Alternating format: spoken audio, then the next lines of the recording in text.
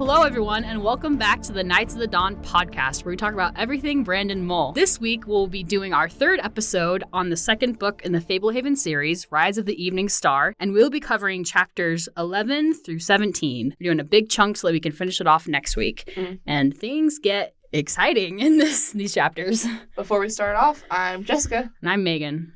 And just before we get into the meaty things, Megan has been amazing recently, and she's been making some awesome shorts. Yeah, if any of you have been following the YouTube, I've gone a little crazy on making random memes. It's really fun.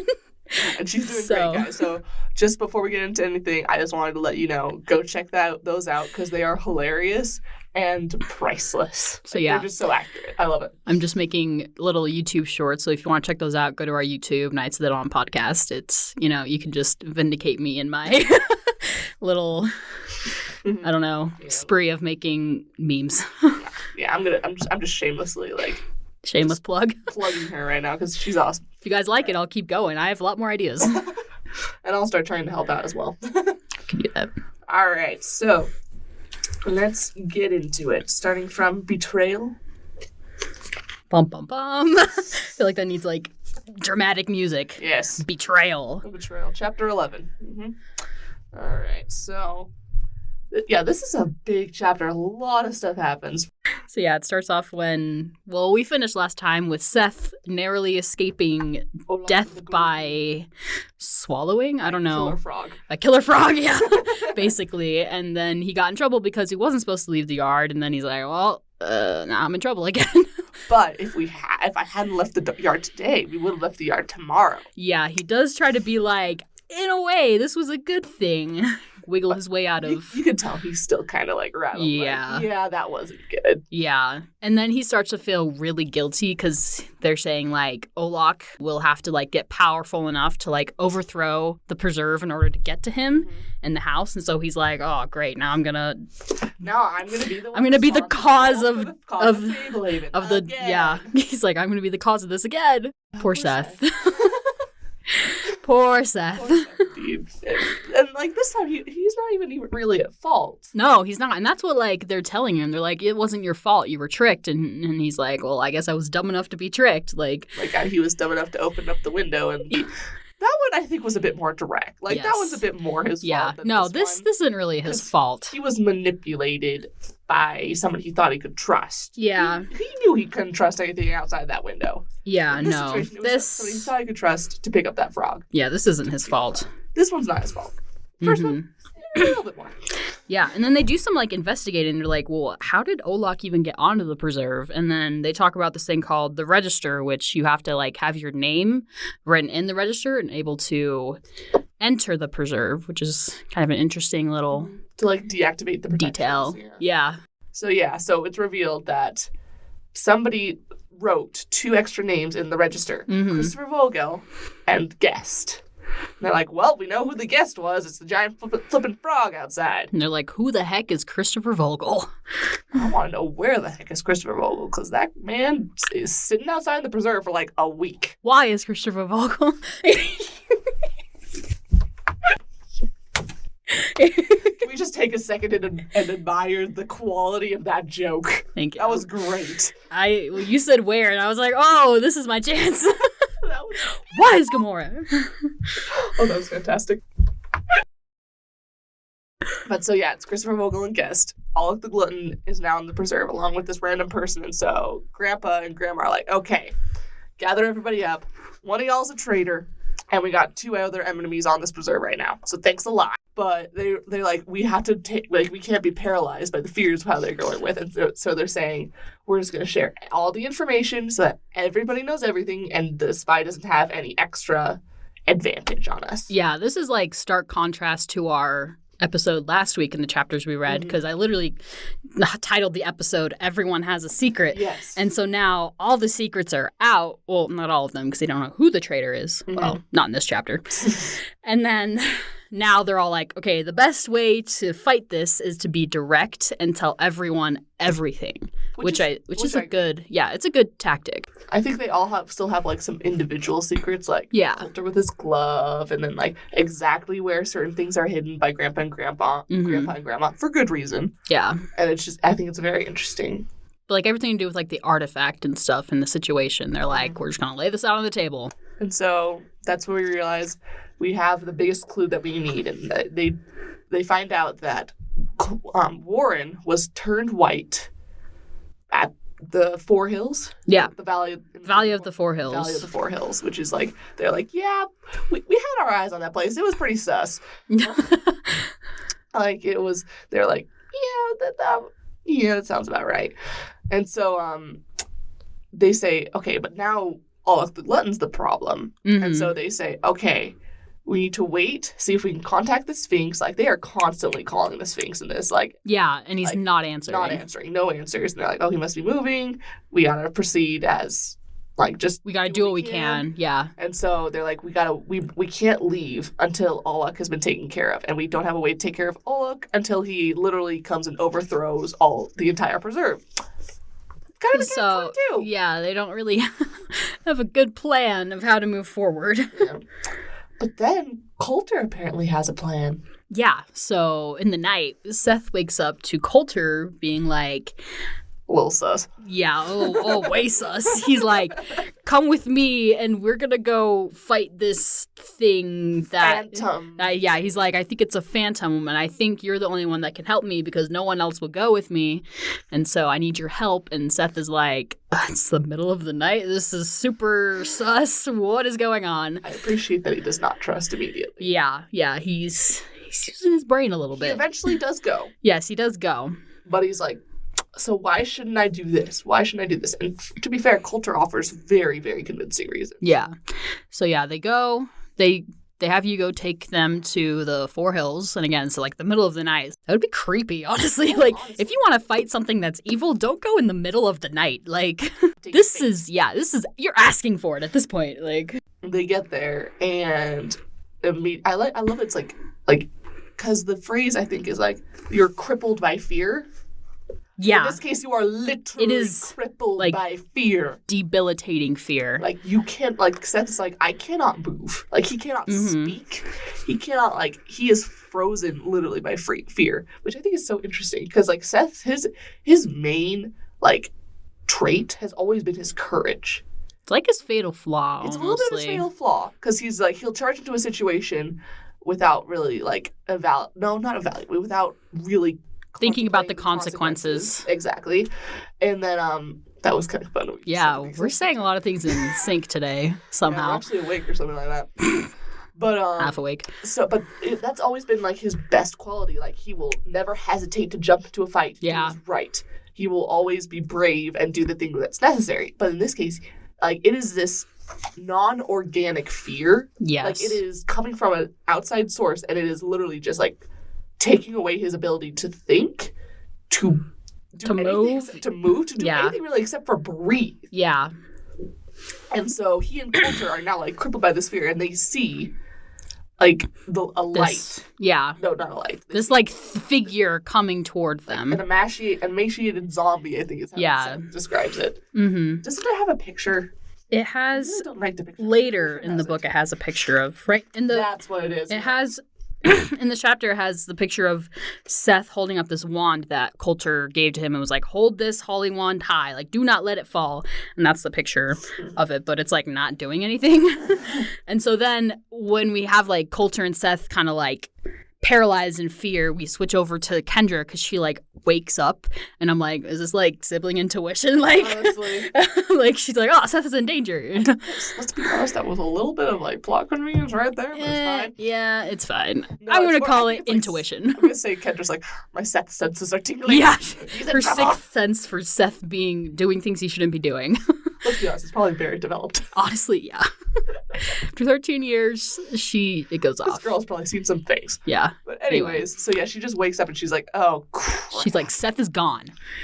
In his emergency, I love how she checks for the emergency. Yeah, She's that like, was okay. He smart. left of his own volition. Yeah, because she's like, is he in the bathroom? No. Emergency kit is gone. something's going on. Mm-hmm. And so then she goes, I like that she goes, like, it makes me sad, but I like that she goes to Vanessa first. Like, she goes It shows their relationship. that it's developed. And, like, Vanessa will not wake up.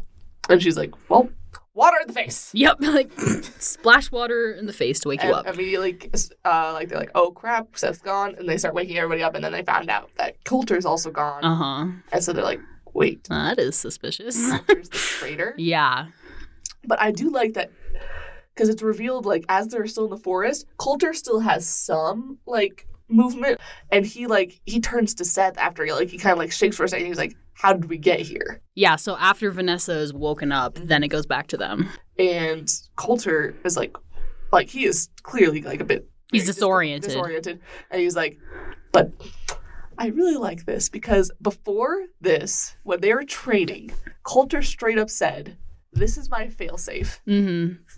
I will use it for myself. I will not hesitate. I will save myself. He uses the failsafe, the cocoon that could save his life, easily to save Seth. I love that. I was like, this is the redeeming quality of Coulter. When it came down to it, he saved Seth instead of himself. He makes sure he does everything. He is fighting against this fear that is literally, like, frozen Seth, like, solid. They're on the ground, like, frozen, and he kicks the flashlight so Seth gets a good look at what's coming. He tells him what it is. He tells him how to beat it. Like, he's like struggling to get every word out. Yeah, the fact that he even tells him, like, it's a revenant, take out the nail. Like, talismanical. Like, you can tell his brain is just working overtime because he knows he's not getting out of there. Yeah. With all of his faculties in check. Like, even, like, Seth is, like, enveloped in the cocoon. You're not moving really far in that thing. Like, maybe you he doesn't. roll out I don't think he moves at all. Yeah, you can't move much. And so Coulter knows even if he gets in the cocoon, it's not best case scenario. Yeah. Well, and so I think he also... I was about to say, I think he might have also... I feel like they heard Olak, like, growling or something, or, like, coming. Like, he was fighting with Hugo. I don't know if it was, like, before or during. I think that's after. But, like, maybe, I don't know. Either way, Coulter, stroke of genius, using that. Literally saved Seth's life. Yeah.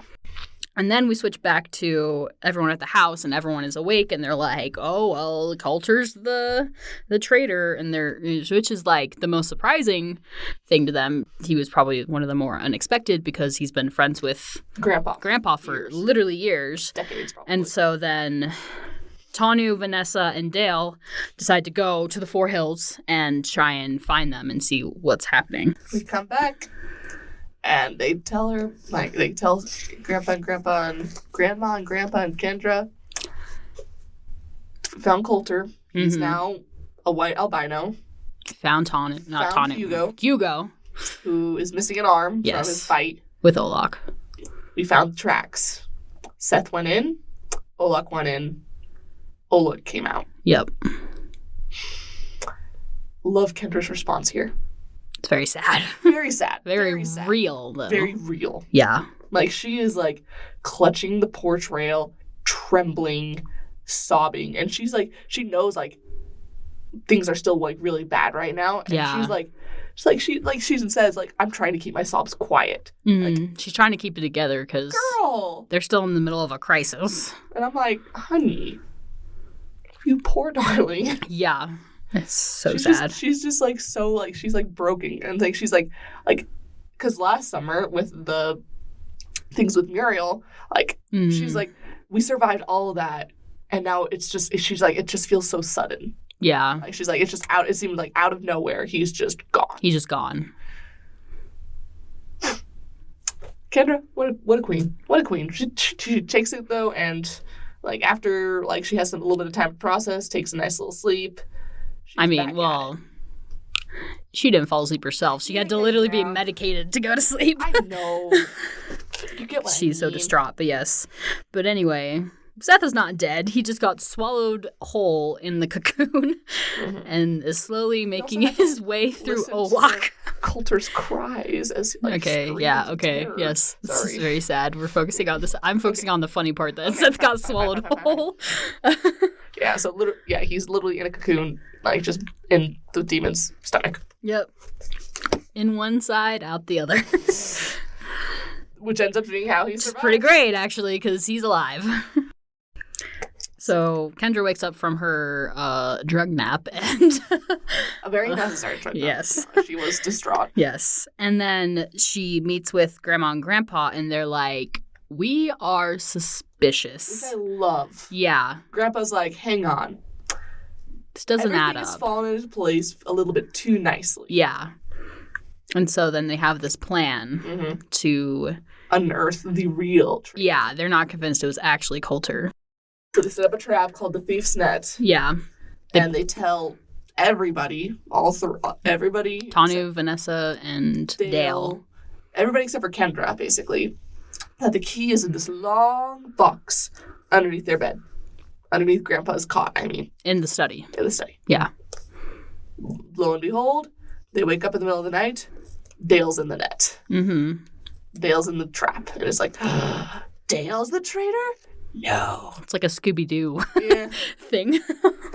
And then I love how Grandpa puts it together. Like, yeah. And I want to actually pull it up. I told you, Stan, Dale panted. I don't know how I got here. Why don't you explain to everyone? I went to sleep and woke up like this on the floor. Simple as that. I know it looks bad. Honestly, I had no intention of stealing the key. I must have been sleepwalking. Grandpa narrowed his eyes. Went to sleep and woke up here, he repeated thoughtfully. Understanding dawned in his gaze. The traitor is clever enough to realize that I now know the secret, so it will do no good to pretend otherwise. The clues lead to an obvious conclusion. Trusted friends acting out of character. Drumans released to explain the bite marks. And now Dale asserts that his strange behavior happened in his sleep. I should have connected the dots earlier. I'm afraid this will end in a scuffle. Dale, I'm sorry you're stuck in a net. Tanu, let's do this. And then he throws his knife at Vanessa, the real traitor. My question is, why didn't he suspect Tanu? Why did he say Vanessa must be the Narcoblix and not Tanu? Is it because of the Drummants? Yeah. Because they were specifically I'd say the prepared? Drummants and... Yeah, because, she must have specially engineered them to be able to be released. Tanu wouldn't have known to do that. Mm-mm. That would have been a very lucky coincidence for him. Yeah. The Drummants are the biggest clue for sure that indicate Vanessa. Mm-hmm. Okay. I was just thinking about that as I was blitzreading. I've never thought about that. So yes, Vanessa is a narcoblix. Mm-hmm. And as we learned at the beginning of the book, narcoblixes are the kind of blix that can control people in their sleep if they have bitten them. Yep. Released all the Drumans so that they would bite people, and she could bite people as well and disguise her bites with the Druman bites. Yep. And so she was controlling Coulter. She was controlling Coulter. She was controlling Dale. She was controlling Dale. And so... And later we find out she was probably controlling as well Grandma. Yeah, she was. Secrets. Oh, Grandpa, do you... Remind me, what's the code for the secret attic? Oh, remind me where we keep the register. Yeah. Let's be honest. Come on, Grandpa. That was a little sus. I know. I was like... So she was controlling Grandma to find out the secrets of where things were hidden and all of that stuff. So brilliant when you think about it. Yeah. Very, very sneaky. Mm-hmm. But now she's been revealed. And so she starts attacking and they're attacking her. Mm-hmm. She gets Tanu with the blow darts, which puts him to sleep. And then she takes control of Tanu. And she takes everyone down really, really quick. Very effective. Yes. To be fair, her really only biggest threat was Tanu. Dale's in a net. Grandma is capable but old. Grandpa's in a wheelchair. Yeah. And also Kendra old. is terrified. Kendra is untrained. Yeah. But Kendra is able to get Tanu's pouch of potions because he dropped it. And then she runs out because Grandpa's like, get out of here, Kendra. There's nothing you can do. And so she runs out into the night and she gets away. Mm-hmm. And she goes to Warren's cot. Oh, no, she goes to the fairy. Oh, yeah, you're right. So she goes to the fairies. The fairy queen. Well, the pond. Yeah. Because I like that she mentions, because later on in the book, it talks about Kendra, because Kendra was able to go to the Fairy Queen's island in the first book. Yes. And she was able to tread on sacred ground or something like that. But now, she thinks about maybe going there and asking for help, and she says it feels wrong. It felt wrong, yeah. It felt wrong. And later she's talking to a fairy who's like, yeah, listen to that. Listen to that feeling. You were allowed to do it the first time because you were innocent and naive. Yeah. Now you know better. Mm-hmm. Listen to that inner feeling. If it says okay, okay. If not... Dandelion fluff. precisely. But so she's like, well, I can't get to the Fairy Queen, but maybe Lena. Yeah. Which I love that she's like... Still in the pond. That's yeah. her only other friend at this point. Mm-hmm. That's the only other person that she knows can maybe help her. Yeah. So she goes to the pond. Lena's sisters are jerks. They're Kendra nice, had yeah. some zingers in that. Yeah. She was like roasting them back. Like I had one specific, like the other naiads are just like mocking her. Just fine, she says, in another nude but naiad voice. A big clumsy scarecrow glued to the ground, plodding around on stilts. The comment initiated the longest bout of tittering laughter yet. Better than being trapped in an aquarium, Kendra said. That was a good one. The pond became silent. She's not very polite. I'm like, you weren't either. Nope. But I just love that scene. Yeah.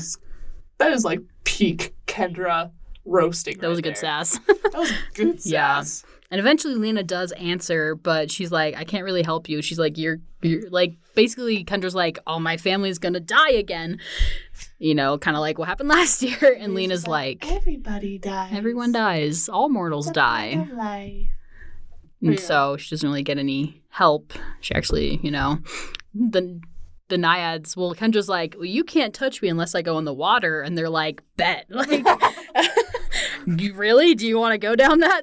And so they actually release Mendigo, who had been in the pond from last year. The puppet that Muriel controlled. Yeah. And was kind of like her wooden Hugo. Mm-hmm. And so the Mendigo snatches up Kendra and takes her to the hill where the Forgotten Chapel used to be and starts digging. And she's like, is he digging down to Muriel? Like, what is going on? That was his last standing order to bring Kendra to Muriel at the Forgotten Chapel. And so he's trying to fulfill it. And so a fairy just comes up and just starts laughing. Yeah. The fairy's like, haha, you're helpless. Aren't you supposed to be this, like, awesome, like, powerful girl who our queen chose to, like, protect Fablehaven? And Kendra's like, do I look like that right now? Like, could you just help me out, please? Yeah. They do, because she's like, well, Mendigo's trying to get down to Bahamut, and aren't you trying to protect everyone from Bahamut getting out again? So you should deal with Mendigo. And then she's like, okay, I'll go see if anybody's bored enough to help. And I love that, like, after, like, they get some fairies and come back, and, like, they end up turning Mendigo to Kendra's will, which is... Mm-hmm. She needed that win. Which is good, yeah. She needed that. Like, she needs a little helper right now.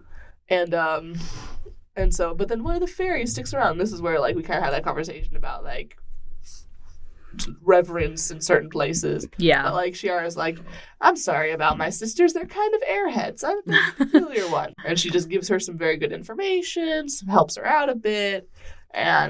But in the end, like, that is the extent of her usefulness. Yeah, she can't do much. Yeah, Shiara is the most reliable fairy. And then Kendra then heads to Warren's cottage to kind of regroup. And then we go back to Seth, who is coming out of his cocoon like a butterfly. He has been expelled. So basically, Seth going in one end and out the other end fulfilled the requirements of the curse.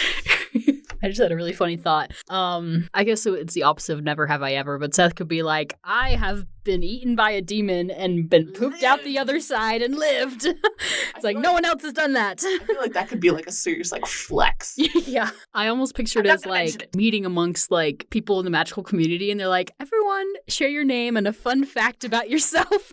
And Seth is like, oh, I have a good one. Like, I have been eaten by a demon and lived. I can just imagine, like, just the wide-eye, like, silence he'd get for just a second. Like, a couple cricket chirps, like... Everyone's like, well, that's a story.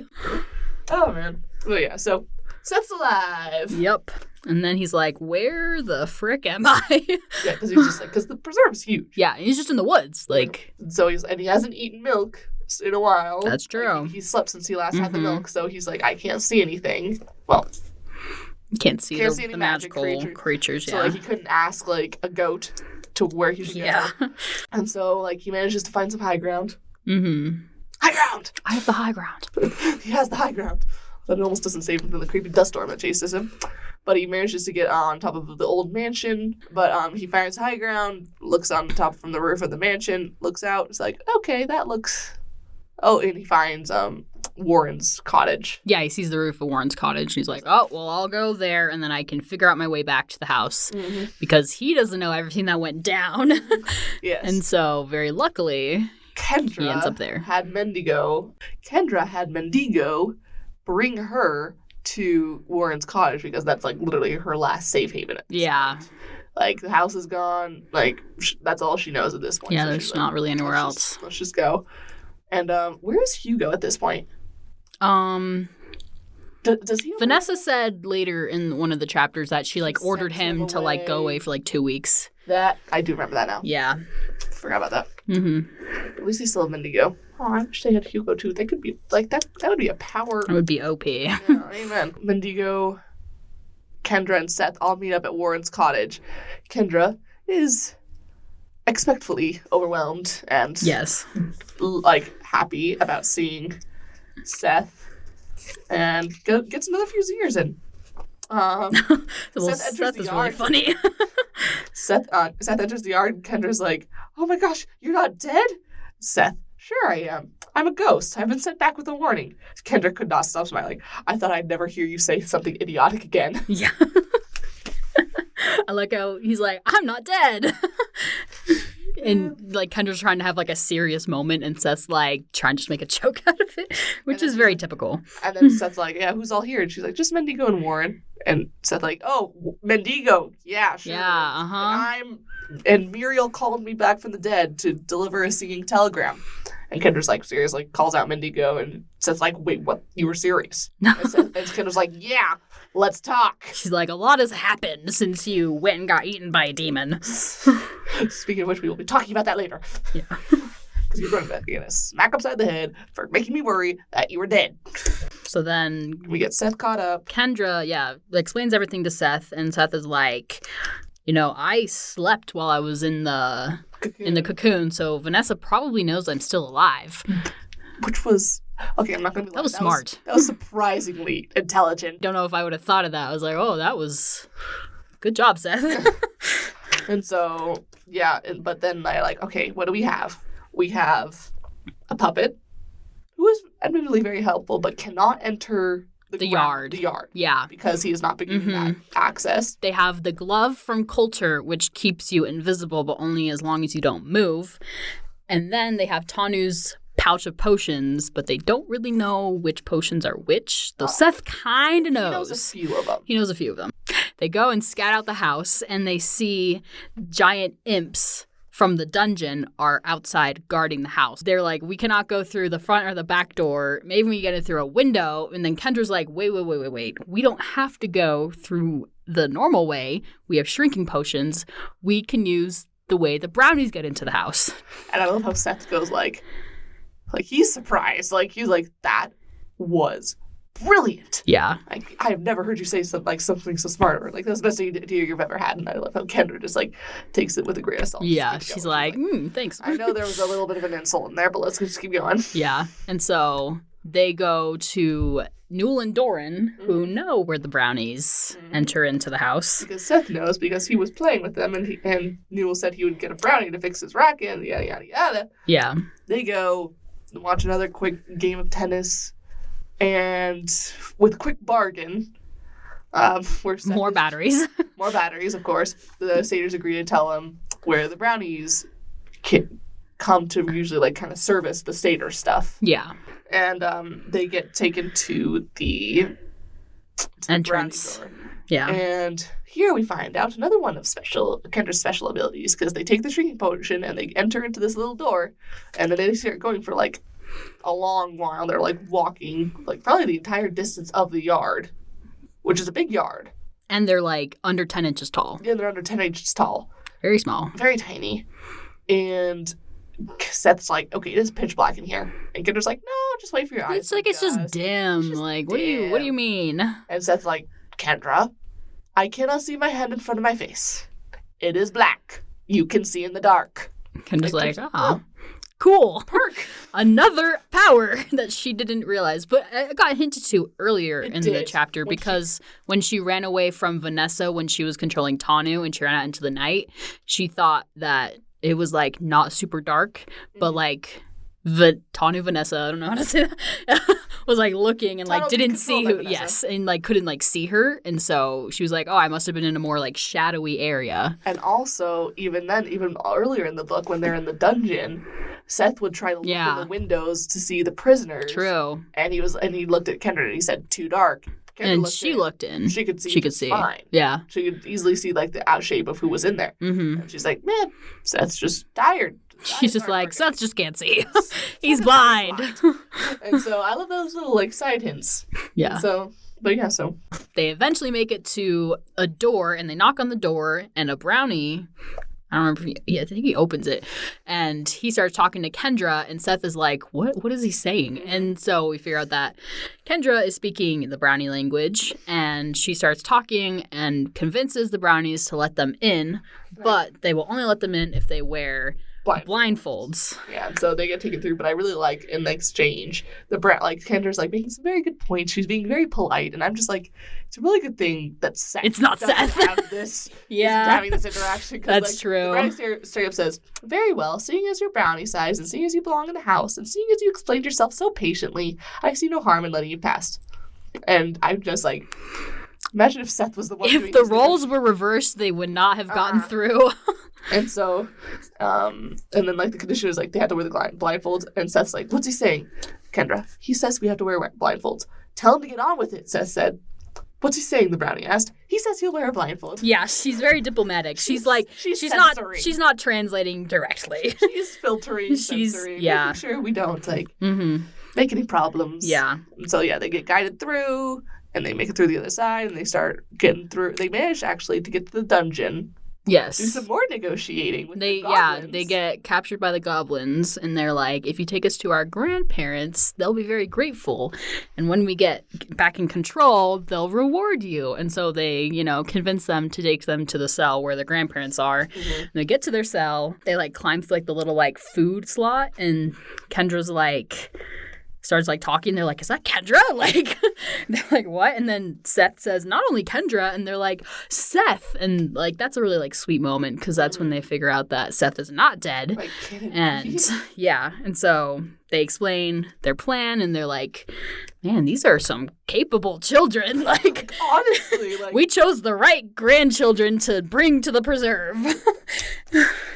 Honestly, though, clever children, we're so proud of you. You should be. Goodness. They've had some help. The fairies helping out Kendra, Coulter saving Seth.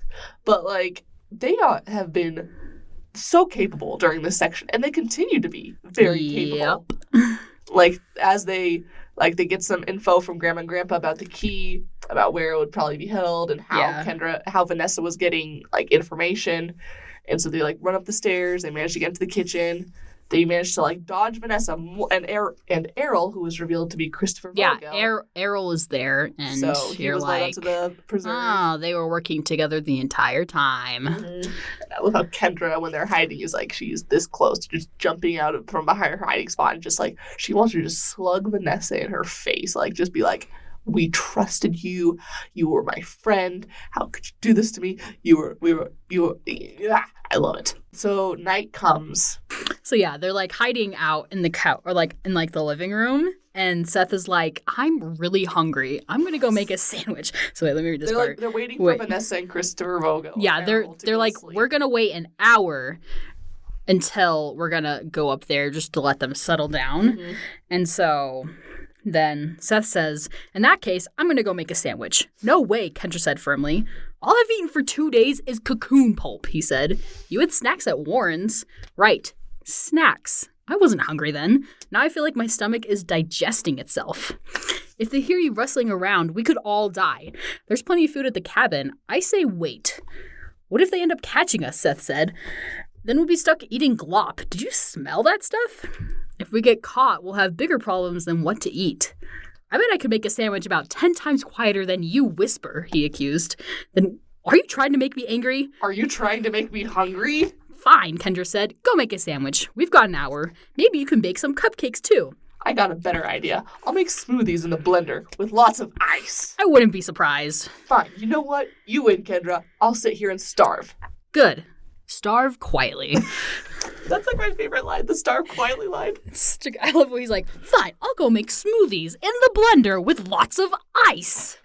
It's so Starve great. quietly. It's so great. The whole, like, just perfect sibling, like, banter. Like, It's yes, perfect. they're being very competent, but they're still 14 and, like, 12 years old. Yeah, no, it's fantastic. I love that whole page.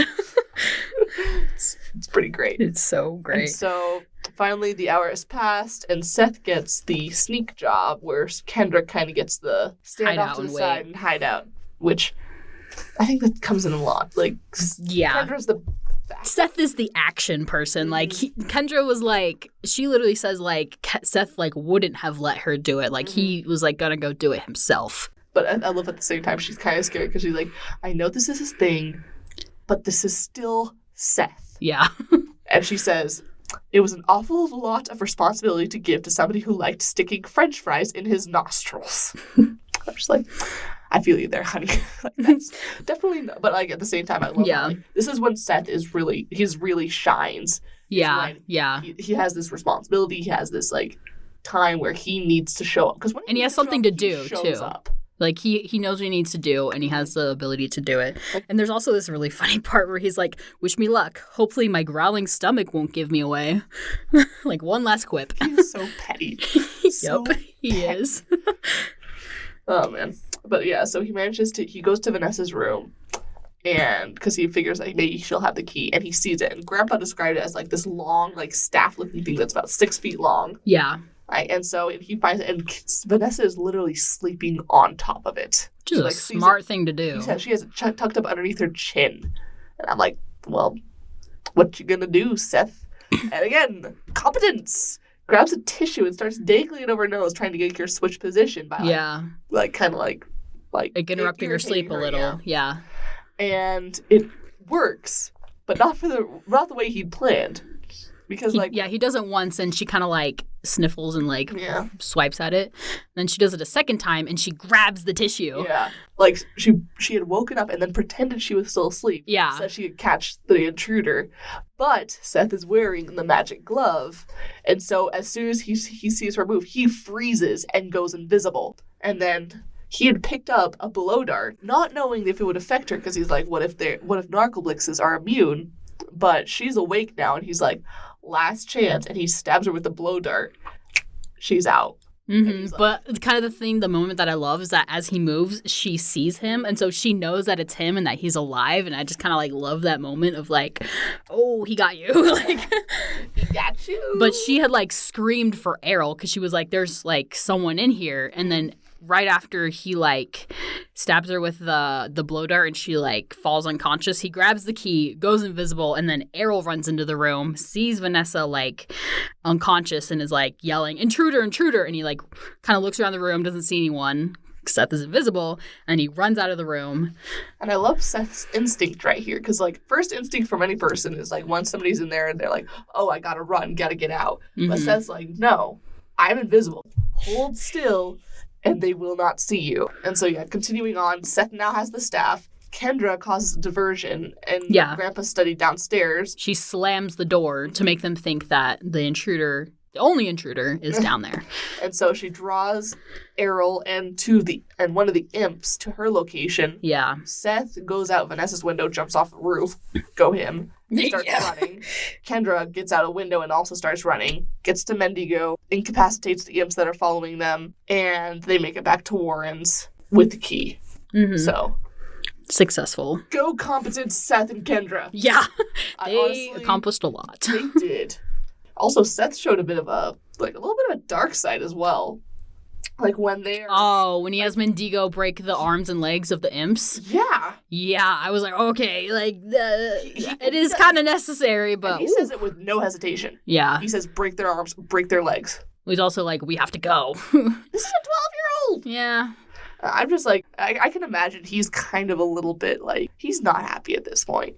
Like, he was lured out and betrayed by who he thought was Coulter. Coulter had to sacrifice himself for him. He's been eaten by a demon and pooped out. And, like, he hasn't been able to sleep a lot.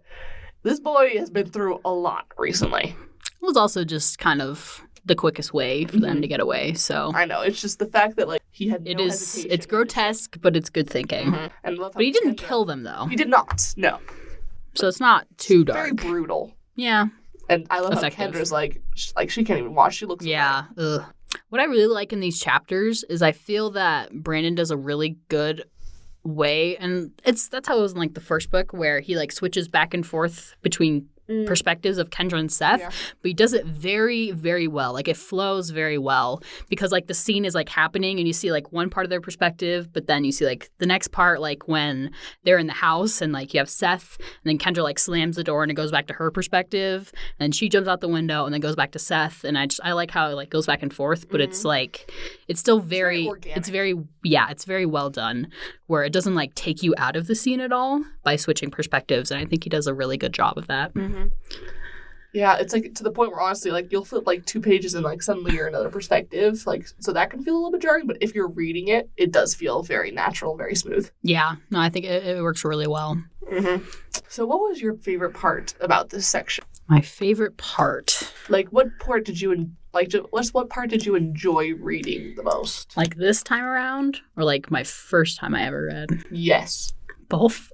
Yes. Either. Okay. Well, I remember vaguely, this was a long time ago when I read this for the first time, that I was like shocked that it was Vanessa. I mean, I was also like 8 years old when I was reading this, so like I probably wouldn't have caught on, but I was like, oh man, that's a good twist. It's just like, wasn't really like expecting it, though you can almost like put it together. Like, you could have like a good guess about her. Yeah, if you like kind of like start put the figuring it clues out together. as you like as Grandpa's figuring it out. Yeah. Like, you can start putting the pieces together as he kind of puts them. Like, he shows you the pieces and like how they connect and lets you put them together as he does. I really like the chapter where they like sneak into the house. I think that's like really, really good chapter. Yeah, I love like just like the entire sequence where like Seth is in Vanessa's like room. Yeah. To get the key. Like, super good. He is like in his element. Like, this is where he excels. And he's getting the chance. I think he said before, like, you saved the preserve last year. Let someone else have a turn. And so, like, that's kind of him being like, this is my chance to do it. I love that. I just love seeing Seth just being Seth in a good way.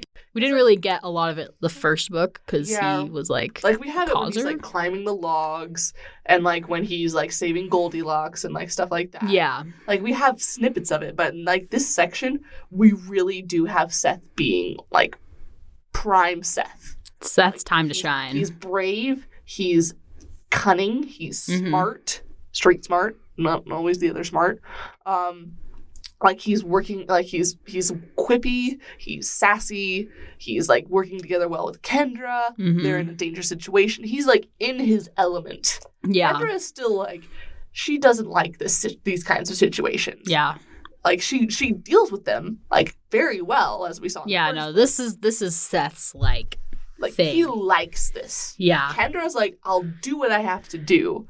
But Seth's like, I'll do what I have to do, and I'm going to love doing it, and I'm going to look cool doing it. Exactly, yeah. So I just, it's great. And we get a good bit of him in this one. And we also have some good sibling bonding, like Kendra, like, grieving him, the reunion, and also just their straight-up banter. And I feel like at that point, Kendra, like, the shock of losing him has kind of worn off, and so Kendra can get back into, like, they're back to, like, because you're so dumb. Because in the beginning, like, when Seth's just back, she's like, oh, I'm just grateful to hear your voice again. I don't care if you're insulting me. It's true. Now she's like, okay, it's worn off. She's like, we're back. But yeah, so that's probably my favorite. And I like, So now they have the key to the artifact. They know where the artifact is, and they know, in theory, how to defeat the Revenant. They've taken out the imps that were helping Vanessa and Errol, or at least 2 of the 3. And they have done very, very well for themselves. But the only thing working against them is time, because they both haven't slept in like a couple days now. And once they go to sleep, they're under Vanessa's control. So they have to move soon. Very true. That's going to be what they do. But that's for our next section. That is the next episode. So next episode, we are going to be finishing off this book, which will be fun. I really like the ending. The ending of this book is really good. It's a rush. It's good. Rush. And so that will be fun. Anything else you want to add before we close out? Nope, I'm good. Alrighty then. Thank you guys so much for tuning in. We hope you enjoyed this episode. Feel free, please, to like and subscribe to our YouTube channel, as well as following us wherever you can find our podcasts. Also, feel free to send us emails at knightsofthedawnpodcast@gmail.com. We adore hearing from you guys. Yeah. It's so fun. It makes our day. Honestly, whenever we see that somebody like enjoyed what we said enough to like feel like they wanted to interact. But yeah. honestly, give us ideas. We are thinking about doing a tier list of Brandon Mole. We will be doing that. Brandon Mole series. Mm-hmm. I think. Yeah, we'll be making a YouTube video where we do a tier list ranking all of Brandon Mole's books. So be on the lookout for that in the next month or two, probably. We can finally do it now that I've finished Beyonders. Yeah, so Jessica read Beyonders so that we could do it. But yeah, so now that I finished those, I have them fresh in my memory, and so I feel like I can make an informed tier list. Yes. So yeah, keep on the lookout for that. I'm excited for that one. That'll be interesting. We'll have a lot of good debate in that one. Yeah, it'll be good. Yes, and also, I feel like we should make like a poll or something on our channel and be like, submit your own, like vote for your own favorite Brandon Mole series. I feel like that would be cool. Sure, we can do that. Yeah. So we'll try to get that out there. Yeah, you guys can let us know what's your favorite series by Brandon Mole. Yeah, so feel free. Also, just email us, give us your own tier list. I would love to see those. That'd be fun. With explanations would be lovely if you can. But yeah, so thank you so much for tuning in. We will see you guys hopefully very, very soon. Yep. Have a great one. Drink the milk. See ya.